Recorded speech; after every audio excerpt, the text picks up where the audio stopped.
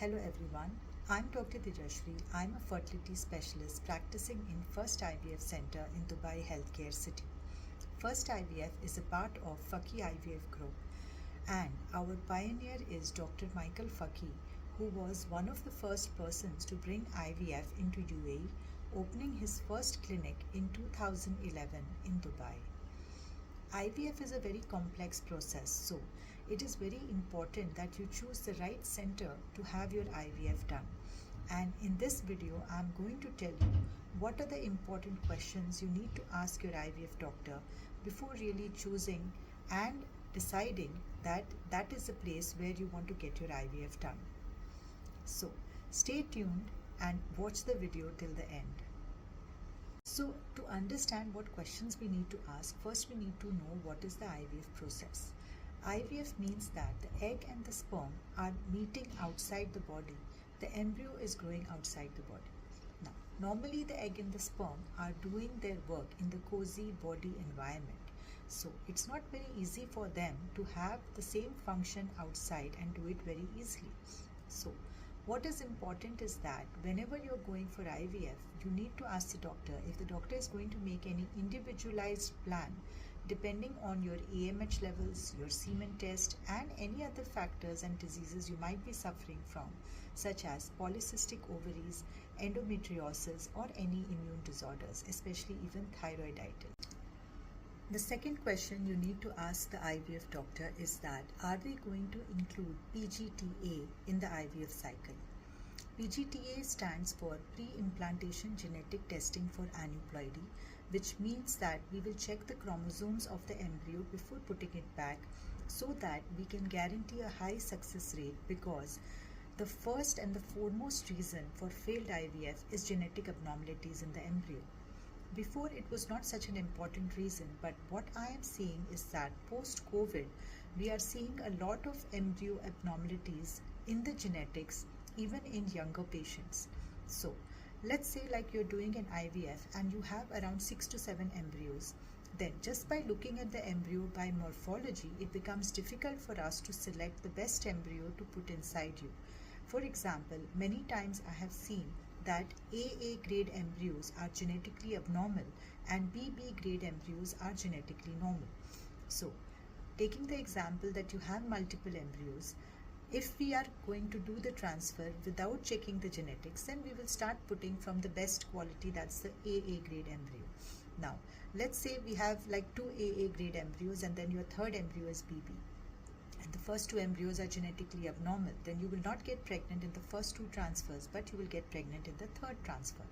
However, if we are doing PGTA, then we know right from the beginning which embryo is genetically normal and we can transfer that embryo.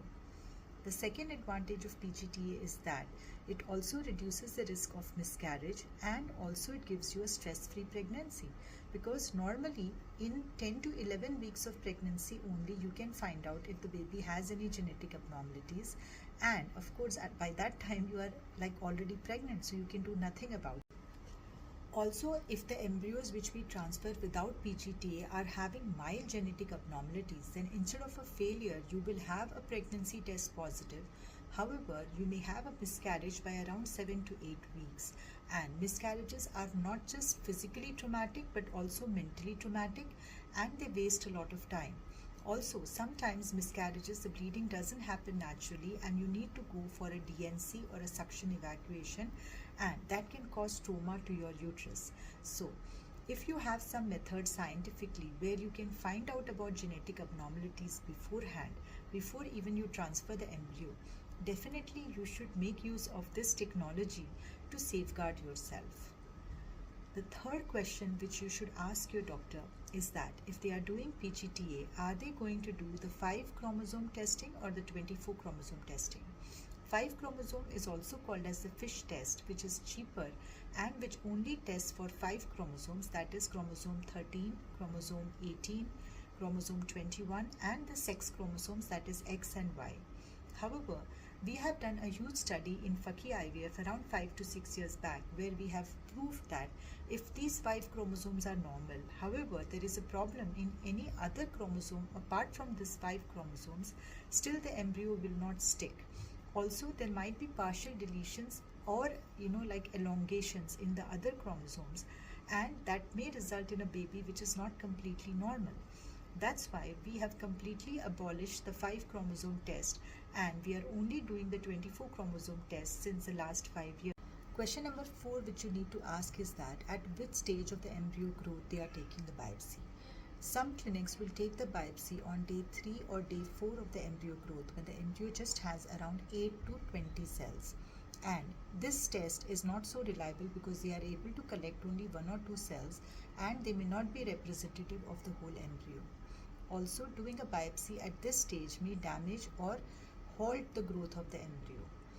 What we are doing in our clinic is we are doing a blastocyst biopsy on day 5 or day 6 of embryo growth when the embryo is already hatching. So what we are doing is either we tap the embryo which makes it hatch on its own, or we do a small laser hole in the zona pellucida making the embryo hatch out. And then once the trophectoderm cells come out, we are just picking up the cells from outside only. I will be putting a video on that maybe in some time, just to show you how easy it is just to collect the cells when they are already outside the zona pellucida. So we are not going inside the embryo or damaging the embryo at all. Also, we are able to collect more cells by this method, around 8 to 9 cells. So the reliability and the percentage of accuracy is around 99.6 to 99.9%. The last question is about the most important step of IVF, which is the embryo transfer. We all know that embryo transfer is the key step and it has to be done properly, otherwise it can make or break the cycle. So you need to ask them whether they will be doing a fresh embryo transfer or a frozen embryo transfer, because frozen embryo transfer is more safer and it has a higher pregnancy rate. The second question you will ask them is that whether they will prepare your body and do some additional tests so that they can find out if there are any other hampering factors for the implantation and correct them.